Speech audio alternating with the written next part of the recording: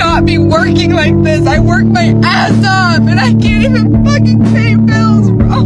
And they always say, don't compare yourself to others. But I see people going to Coachella and fucking like buying all types of shit.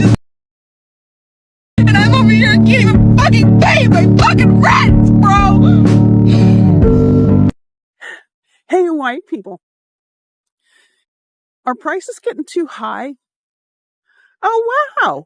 They're getting too high for black people, too. Is rent starting to feel like a practical joke? Same for black people. Hey, white people. Are grocery prices making you think that you need to start your own farm in the backyard just to have food for the winter? Oh, wow. Black people are feeling the same thing. The rich folks and their corporations do that to us because most of them do not really care or even truly understand what happens to us when they grab all that money.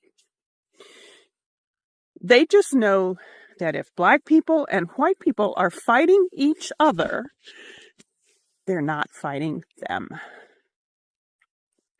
Think of it this way. It's like we're playing a football game, but we're competing against the other half of our own team and thinking that that somehow will make us win. All the while ignoring the other team. And they get to do whatever they want because we are distracted. It's pretty clear who wins in that scenario, isn't it? And it's sure not our team. But if our team, of all of us who are in the same boat, black, white, brown, any other color, what a difference we could make. I have an idea. Since we're all in the same boat, why don't we team up and row it together so we can go the same direction? We can unite and work together to fight the real problem instead of each other. One of us alone cannot fight the rich guys with all their money. Well, with all our money. But if all of us can get on the same team and fight the right enemy, we can. All these boycotts that keep coming up, participate in them. You know, I'm not an expert, just a learner. Join me. Use my name, followed by .art, to see more about me or help me do this work. Get curious. So apparently, white people are panicking because, they're looking at their economic life and they're saying that, damn, everything is going into shambles. But there's one thing that strikes them. The fact that they are not listening to black voices, the fact that black people have decided to be silent on this, the fact that black people still are able to afford a smile, to put a smile on their face. The fact that black people are doing their business as usual. But you might ask yourself, why is this happening? Good question, and I'll answer you. The answer is black resilience.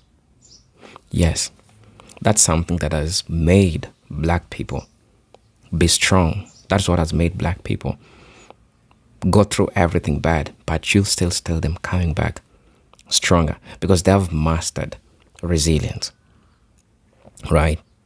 There's a difference between being stoic and being resilient. Being resilient is the fact that you understand and you accept that you're going through something. Being stoic is hiding pain and not showing that you are going through pain.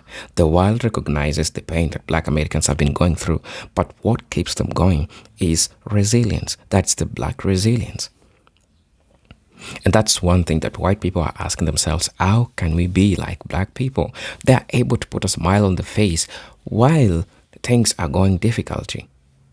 Why is it that they are doing that and not us?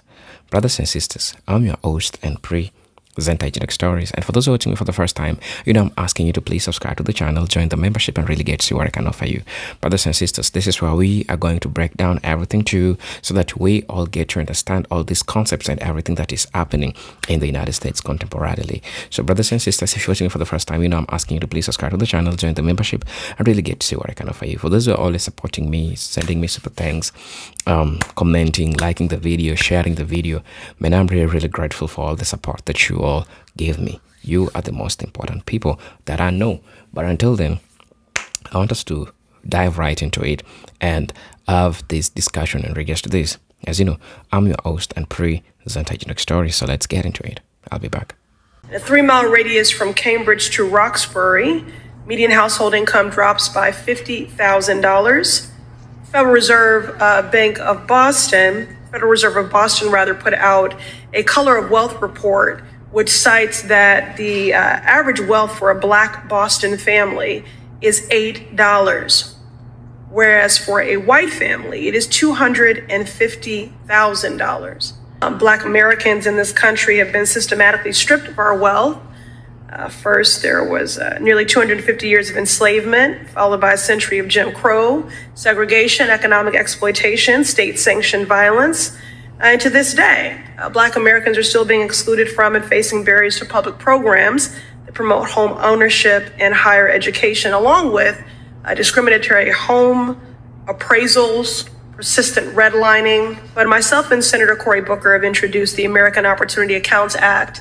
If passed into law, this would represent the most ambitious federal effort to directly address wealth inequality.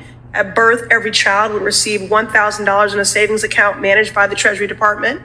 Children from low-income families receive deposits every year, and once they reach the age of 18, they can use the funds they have saved for specific purchases. I do see baby bonds as the kind of investments that will break cycles of generational poverty and systemic economic oppression and put us one step towards closing. Y'all want to know one real reason why America's crashing out like crazy right now? Mediocrity don't hit like it used to, baby. See, once upon a time in America, you could be real mid and still thrive. Mediocre effort, boom, you get a house, car, annual vacation, pension, hell, maybe even a boat. You could clock in, coast through the week, grill on Sundays, and still retire with dignity. But that era is dead and gone, baby. And instead of leveling up or adapting, they're mad, they're bitter, and they're not even blaming the billionaires. They blaming you. They have the audacity to blame me. They blaming immigrants, Black people, queer folk, anyone they think is taking something that used to be theirs by default. See, they don't want equality. They want comfort.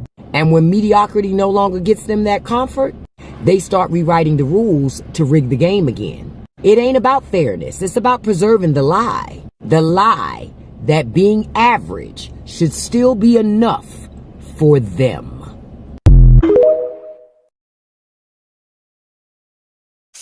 Why are y'all so angry? You have the White House, you have both houses of Congress, you have a Supreme Court that is completely obedient to your president. They're willing to give him unlimited power. They're willing to say that he can take SEAL Team 6 and kill anybody he wants. They were willing to affirm that. They're willing to say that ICE can racially profile anybody they want. The United States Supreme Court has said you can racially profile Latinos based on their accent or the way they look. You guys have everything you want. You have legal racial profiling. You've ended DEI. You've ended affirmative action. You get all the best jobs, even if you're not qualified. You can be a Fox Weekend host and be the Defense Department's Secretary of Defense. You can be Kash Patel and be a podcaster who wants to go to Valhalla and run the FBI, as long as you're conservative. You have everything. Why are y'all so angry? What the fuck are you angry about? You've banned all of our books. You've banned Black history. You banned the 1619 Project. You don't have to compete with women for jobs. You've chased them out of the military. You've chased them out of the senior positions in the Department of Defense. You've gotten rid of all the Black history in the museums. Museums are terrified. I have contacts that I'm talking to inside of the Interior Department, people who are running all of those spaces where you can go and see a Civil War memorial or something. The people who work in these places are terrified. They're afraid to tell the real history. The people who are working for the federal government are afraid to say the word Black. You guys have canceled black scholarships. You're damn near, I guess, ready to get rid of HBCUs. Donald Trump just recently said they're not going to fund any minority serving institution. Y'all have gotten rid of that. You've gotten rid of help for black kids to go to college. What more do you want? What are you so angry about? I go every so often, I go and look on X Twitter. Y'all are the maddest people ever. Y'all are so angry for people who have everything. Y'all said you want your country back. You have it. The rest of us are sitting back and trying to keep our peace and preserve our peace while you all are running the country. If the airlines are crashing, that's you. That's the people you wanted to run the United States government. The FBI, y'all are laughing at them on X Twitter and saying that they look ridiculous. That's your FBI. They've purged the people who made the FBI what it was. It's not what you wanted. You have your podcasters running the FBI. You have your friend from the real world running the Department of Transportation. That's what you wanted. There's no longer a gay guy there. The gay guy's gone. The gay guy's at home with his kid and his husband. He's not in charge anymore. The Department of Justice is what you wanted. It's your Justice Department that won't release the Epstein files. If you're mad about the Epstein files, you shouldn't be mad at me and the left. You need to be mad at Donald Trump. You all have the country. You run every red state like it's already Project 2025. You won't let women have abortions in Texas. They're literally dying of sepsis. That's what you wanted. You wanted women to have only 6 weeks to get an abortion in Georgia. You got it. You wanted Texas to be a petri dish and a laboratory for every right-wing, anti-black, anti-gay, anti-trans idea. And you also got rid of vaccines. Every child in Florida is now going to go to school with kids who could give them measles, mumps, and rubella and COVID. That's what y'all wanted. You now have a paradise in Florida where you can get sick, cough on people, let them die of whatever disease you're carrying. It's almost like you've got the pilgrims again that can come and cough on all the natives and take them out. That's what you wanted. You got it. You wanted Florida to be that. It's that. You wanted the United States to be Florida. It's that. But yet you all are still so angry. I don't understand it. I genuinely don't understand it. I don't mean to rant and rave, but I am genuinely trying to get to the bottom of what you all are so angry about. And I think I have a suspicion and I have a guess. What you all are angry about is that while you have gotten everything you wanted on the right, we on the other side won't give you love for it. We won't respect you for it. We won't hail you for it. We won't respect you and say, hey, we want to, have you at the Oscars. We want to fet you. We want to make you guys, we want to wrap our arms around you. You want us to embrace you. You don't just want to run us and tell us what to do and tell us what to think and tell us what to read and tell us what history we can have. You don't just want to tell us what to do. You want us to embrace you. What you really want is to sit at our table.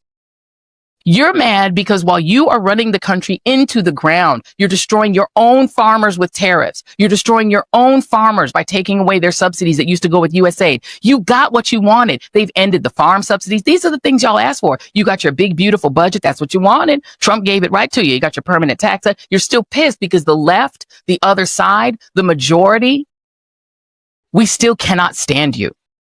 We cannot stand Christian nationalism. We don't want it. And because we will not say we want your Christian nationalism, we embrace your Christian nationalism. We like your Christian nationalism. We like you. Because we won't do that, that's why you're still mad. But guess what we're going to keep on doing? We're going to keep on being moisturized and unbothered, and we still not going to like it. We're never going to like Christian nationalism. We're never going to accept it. We're never going to be down with it. And our squad is bigger than your squad at the end of the day. We have the Boricuas. We got the Mexican Americans. They done woke up. They said, whoo, Lord, let's go ahead and go with these folks. We got the spicy whites. The spicy white folk are with us. They're with us. Right? We got the Asian Americans who've woken up and said, whoa, we better be with them. Right? Chinese Americans, they see you. Japanese Americans are like, you're going to do internment again? We see you. South Koreans are like, whoa, we see you. Y'all going to kick the South Koreans out. Now you're going to cry because Georgia's going to have a worse economy because you're not going to get to have the South Koreans teaching y'all to have those high-tech jobs. The South Koreans are like, oh, well, sure hate it. Africa's like, we're just going to do business with each other. We got BRICS. We don't need y'all. Tourists are like, we don't need y'all. The African Americans, the Caribbean Americans are getting together and said, yo, why are we fighting each other? Caribbean Americans are like, yo, we were y'all. We made a hip hop together. Let's go off. And you're mad at us because we do not want to be with you. This America you want, that's yours, y'all. I'll never forget the day a white buddy of mine said black people don't deserve equality because they could never get enough. And that's true. White people are actually scared of equality. That's just how racist we are as a people. And it's not just that one person. White culture in general probably I would say most white people, when they hear the word equality, they fear that white people will be oppressed because brown, black, and indigenous people might actually get what's fair and just. That's just how racist we are. And we're so obsessed with the idea of not having equality in America for black, brown, and indigenous people that we don't have health care, that we don't have economic equality. We don't have reasonable gun laws. Our liberties are being stripped because we have a fascist, racist, white supremacist regime in office because we are so scared of equality. We're so scared that black and brown folks might become the majority one day. That we had a black president, and now we've got to have a white supremacist president. That's how scared we are of equality. That's how racist we are as a people. Go to the fucking root. The root of America's problems. The root of the white man and the white woman, their problems, and America and the world. If you think about it, colonialization, white supremacy, the mentality of white people today, not just yesterday, today, right now, the denial racially, the silence, the apathy, the continuous gaslighting, all that fucking shit, that's ruined us. It's ruined white people, and it's ruining our nation. And whose fault is it? White people's fault. Their inability to fucking fix their goddamn problem. Until we fix white supremacy, everything we try will fail. It's dysfunctional and it's toxic, and Trump and this regime is the perfect proof of all that shit. How we got in this fucking mess? White people's bullshit. White people's racist fucking bullshit. Period.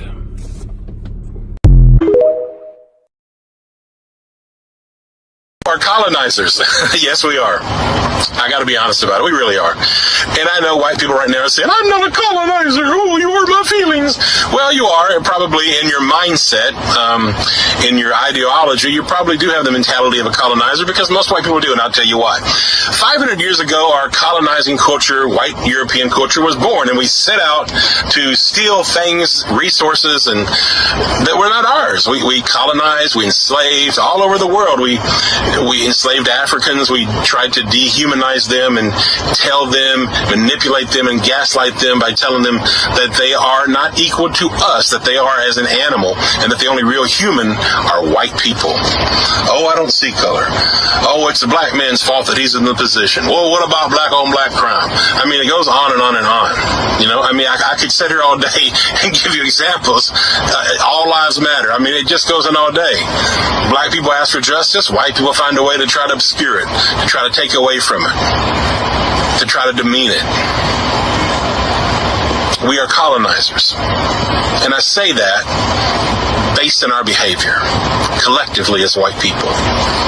And until we stop being gaslighters and colonizers, white people are on a path of self-destruction. White supremacy, the lies of white supremacy, the colonizing mentality has never brought the white man happiness, and it never will. It's toxic, dysfunctional, and self-defeating. And it's not helping us. And now there's all this white rage because when the abuser loses control, he gets angry. And then Trump was born because we had a black president. And he was perfect because he was racist. And that's what white America wanted, because they're angry, because they felt like they were losing control. As colonizers have to have control. And we had a black president. And everybody just shit all over themselves. White people just freaked the fuck out. Oh my God, we're losing control. We have a black president. He's going to oppress us and enslave us. God knows we're going to be whipped and lynched. This is literally, I think, some of the thoughts, the subconscious. I'm exaggerating, but in a way it's true. The greatest fear of the colonizer is all that evil, vile shit that we did will be done up unto them, us. And that's why there's so much white rage. The numbers are changing. Pretty soon, white people will not be the majority. The abuser loses control. So what do? We continue gaslighting. We continue with white rage. White domestic terrorism on the rise. The greatest threat in America. White people are enraged because they can no longer control their victims, black and brown people, the way that they want to. They're losing some of their power, some of their positions, some of their privilege. They feel threatened. So here we are, in a state of crazy, utter chaos. That's why I say the lies of white supremacy is our... I'm sorry, but boomers ruined the economy for us. Boomers will say, just work hard and you'll be able to buy a house. When they bought a house, it was $40,000. College was cheap, rent was cheap, groceries were even cheaper. Now rent is like $1,800 for a studio apartment, but somehow we're just magically supposed to save money. Like, genuinely, how are we supposed to get ahead in this economy? Back then, you could support a family on one income. You could buy a house working at Sears full-time. But now that just seems so unattainable. Budgeting in America in 2026 is basically survival at this point. You literally have to have a budget. You literally have to know where every single dollar of your money is going. This year I started using the Mine app and forced myself to make a budget because I literally was having no money left over after rent and groceries and other bills, stressing me out so much. Do I have a ton left over now? No, but I at least know where it's going. If you're struggling in 2026, I promise you, you are not alone. If anyone out there is wondering how Americans are doing poorly, we are doing poorly. Yeah, that's not true. Here's why. The American economy is actually crushing the entire planet. You guys have the highest GDP per capita in the G7. My country, where I'm from, is the worst in G7. Your unemployment right now is 4.3%, historically low. Country where I'm from is 6.7. On average, Americans have more disposable income than housing prices. In my country, Canada, it looks like this. Nobody can afford a house. We pay for electricity and we pay for water and we pay for natural gas to heat our homes. Yeah, so does everybody else. Every single month this winter, it was over $600. So move to somewhere warmer. You live in the United States, the best country on earth. You can move anywhere. Why are you somewhere freezing? That because of the New York State budget? Where did that come from? Ah, there it is. You're living in New York. What are you doing? The experience of being a working class American is to just be squeezed for every single dollar that you have at every turn, and you're just wave your arm and you just run into another fee. Look, I'm not saying the system we have now is good, but it is the way it is. If you're just an everyday citizen working a normal job, it is going to feel hard living in a state like New York. But again, you have 50 options of where to move. Go to Missouri, go to Tennessee, go to Kentucky, where the average detached house is like $85,000. Oh, but man, I don't want to live in St. Louis. St. Louis is shitty. It is shitty, but it's cheap and you can start building your wealth on the right foot rather than living in some dungy ass apartment in fucking Manhattan and being broke as shit for the rest of your life. Look, I'm from Canada and I had a business in Canada where I was being taxed 54%. Y'all in New York and California, you don't know shit about 54%. And I shut down that entire business, fired 13 great employees, moved thousands of miles from my family down to Florida because life just makes way more sense here. So if a Canadian like me who has to jump through all these friggin' loopholes to get my visa and be here legally, you from fucking Buffalo can move down to Florida and do the same thing. It'll cut down on that $400 heat bill. You don't need it. Every economic problem that we're facing in this country right now, student loan debt being just out of control, the government shutdown, SNAP benefits being cut, health insurance premiums about to go through the roof, your rent going up, your pay stagnating, groceries just being astronomical, is because reparations were never paid after the Civil War. Let me explain. After the Civil War, the Union, the North won and the South was defeated, but the South was never punished. The Confederacy lived on in the ideology of the people, of the white people of the South. Reparations were never paid to Black Americans. They were never really truly given the opportunity to pick themselves up by their bootstraps, to rise up and become equal members of this country, equal citizens. They've been fighting for their equality since then. They've never actually truly achieved it. So when white people hear a promise from Donald Trump et al. That we're going to run the country like a business, To them, that sounds appealing. They're like, oh yeah, because you know what? I'm a business owner. I own this country because I'm white. When black and brown people hear, well, we're going to run the country, run the government like a business, they understand what that means because they've been dealing with it for centuries. White people think that they are on the side of the owners, the masters, but they're not. Most white people have more in common with the black and brown people that they look down upon. They are closer to them in the economic tax bracket than they are to the white billionaires whose asses they kiss. But listen to them glazing billionaires, especially on this app. I make $50,000 a year, but I have more in common with Jeff Bezos than I do with George Floyd.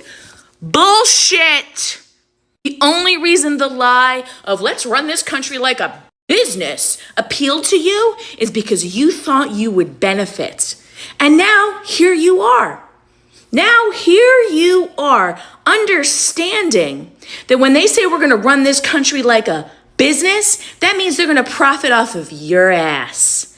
That means that if you take $100,000 loan out to go to college, you will be in debt to the federal government until the day you fucking die.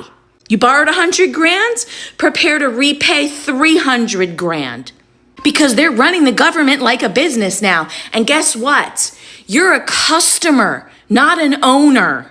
The government exists to serve us, not to profit off of us. And we will continue to have these problems until y'all get your fucking minds. For most of my life, there was not enough to go around. I remember the first time I went to a food bank and they gave me an onion, I actually cried. And not like onion cried, but cried, because it wasn't required food. It was flavor, and that was a luxury I couldn't really ever afford. And then I learned that they had like taco seasoning, and oh my God.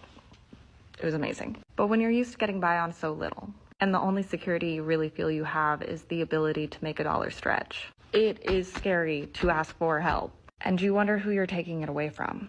So when people take aid when they're destitute as opposed to like nearly, I think people can jump into judgment because they probably need the aid just as much as the person who received it, and they're scared it won't be there when they're long past needing it. And guys, there's enough to go around. Just a friendly reminder that in 15 years, everyone will claim that they were never a part of MAGA.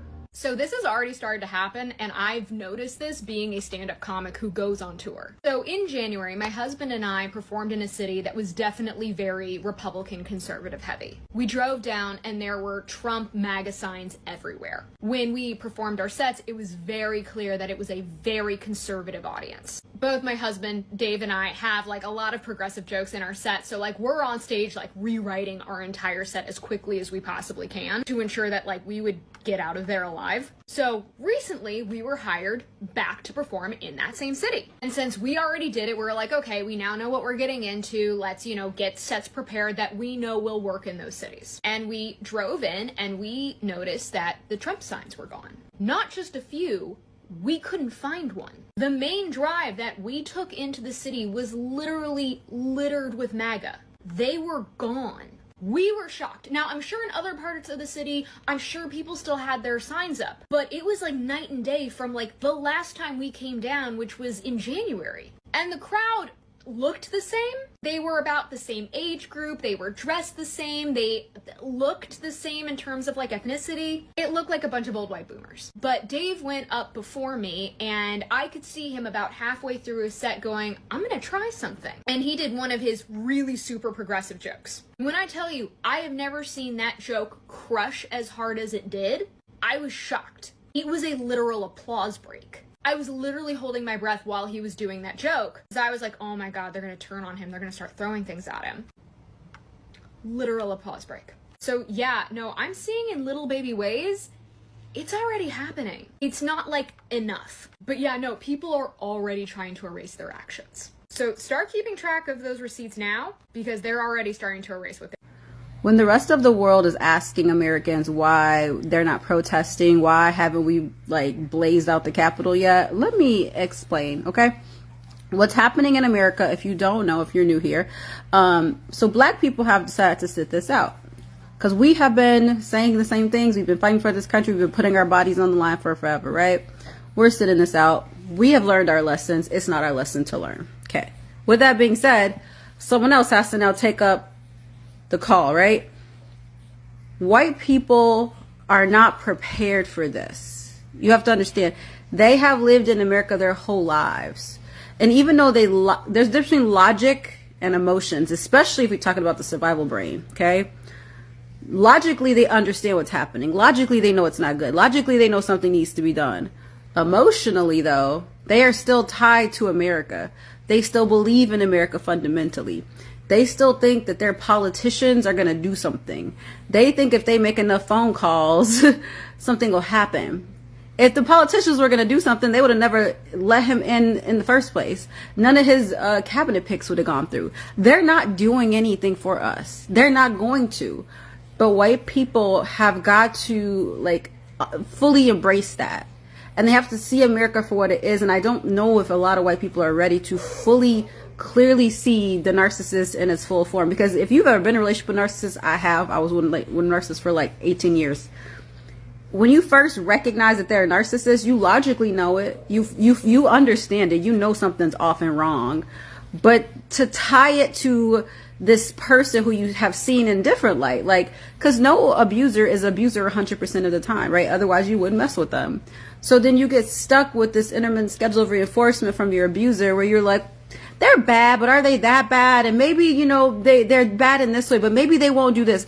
It's the same person, okay? The same politicians who let all his cabinet picks go through are the same politicians not doing nothing right now. And they're not going to. It's too late. So unless y'all get real angry, real active very quickly, see, white people, y'all have not ever had to be angry before like this. Y'all have never had to get active before like this. At the point in time where I see somebody asking on a comment section, can we do our protest during the weekend because they don't have PTO to take off and they need to pay their bills? You're not going to have a house to have bills to pay for. You're going to have a job to call off on. I don't think y'all understand the extremity of the situation.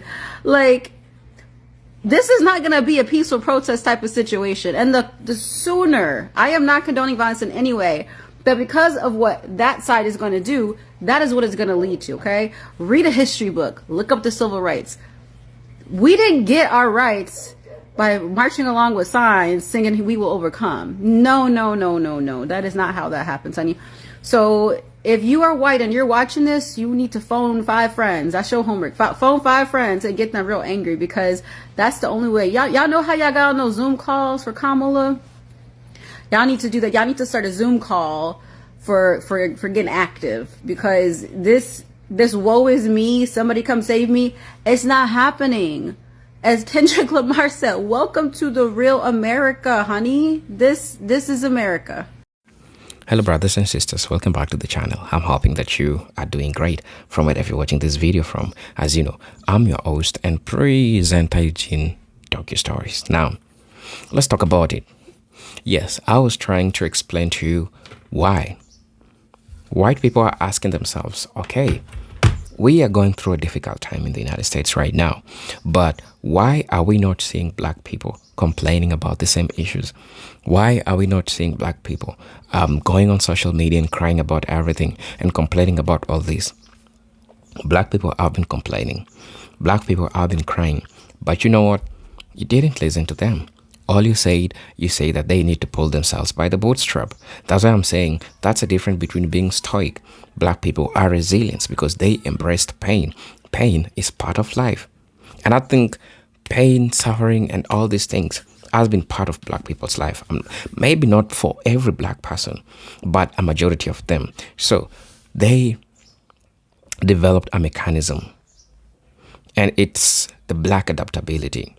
The black adaptability is the resilience to adapt to given conditions that you have. Remember, the United States haven't been a perfect place for black people. It hasn't given homage to black people. It hasn't promised them safety. And so, what did they have to do? They had to adapt to the cruel nature of the United States, to the cruel nature of America generally. So this is what happened. They developed a mechanism that will help them fight that will help them adapt, that will help them fit in, that will help them stand out, right? Fit in, at the same time, stand out. So this is where white people don't understand. So they were used to an environment that favored them. They were used to an environment that gave them everything that they wanted. So when the reality hits and the empire started to collapse, the empire exposed everyone. The empire exposed everything. And I'll use a perfect example, black farmers. Look at the USDA never supported black farmers, but it supported white farmers. And in turn, how did this make black farmers one of the most resilient farmers? How? It did this. Black farmers had to find their own seeds. Black farmers had to find their own ways of raising money to till the land, to market their products in their own way without depending on government, right? So taxes and everything, government was lobbying for white farmers, but it wasn't lobbying for black farmers to get all these incentives and everything that benefited them. So at the end of it all, when Trump decided to F up farmers, you understand that you never saw black farmers complaining. That's a perfect example of black resilience. What I'm just trying to describe to you, that's it, right? So black people learned how to fit in and at the same time to stand out. And that's what's making them running until now. And this is one concept that white folks don't get. It will take them maybe 50 years or maybe 100 years to master the resilience. If the United States doesn't go back to where it was, of which I don't know until this point, it will take them a lot of time. It will take them a lot of years for them to be like black people. That's indeed. And that's just the truth. That's just the truth of the matter that all these people need to learn, that all these people need to understand. That this is how all of these have been for American blacks. Because they are a group of people that have mastered that they are themselves, they are for themselves. Ain't nobody. They understood that ain't nobody was coming to serve them. So, as we all see that happen, or as you envision that happen, it makes us learn why, even through thick and thin, one of the hardest times, we are still able to see black people take spaces, black people grow, black people compete in spaces that they were never believed to be. And so, brothers and sisters, please let me know what you'll think about this video. I'm your host and pray Zentai Stories, but until then, let me see you in my next video. Peace, love, and harmony. Salute.